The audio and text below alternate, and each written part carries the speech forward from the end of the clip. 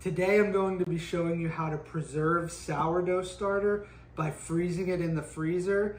In case something happens to your batch of sourdough starter, you will always have a backup in the freezer that you can thaw out and revive and get a new batch going.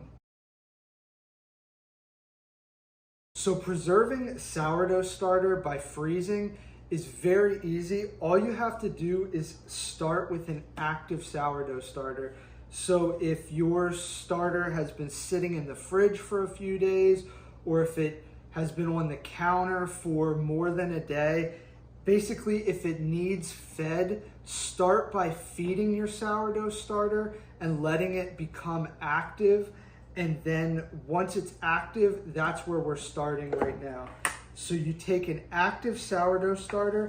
I'm using this silicone tray, but you can use any kind of tray similar to this. You can use an ice cube tray, anything similar will do. So you just basically just take it and fill it up. We're making sourdough cubes. That's all we're doing here. So we're just filling up the tray and making sourdough cubes. And then once all these are full, we'll just be popping it into the freezer. Pop it in the freezer until frozen. Okay, welcome back. We're looking at 24 hours later. The sourdough cubes are frozen, so I'm just gonna grab them out of the freezer. Here they are, completely frozen. I have a bag labeled, little hard to see, but it has the date on it. You can just pop the cubes into the bag and store them in the freezer up to 3 to 6 months. So every 3 to 6 months, you just wanna repeat this process and put a fresh batch in the freezer.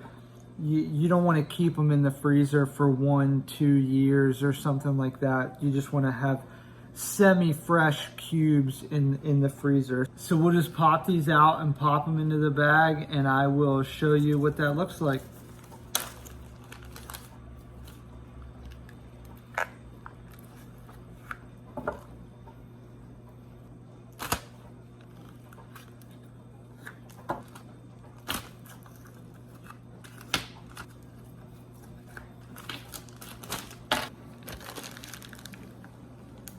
Okay, there we go.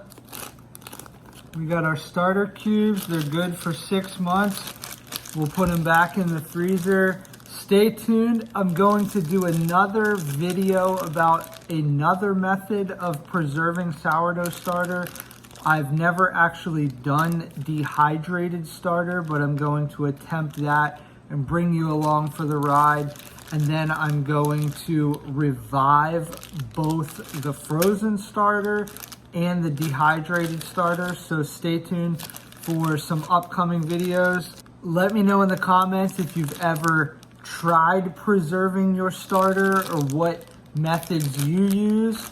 Thank you so much for tuning in. And as always, stay tuned for more Dad Days.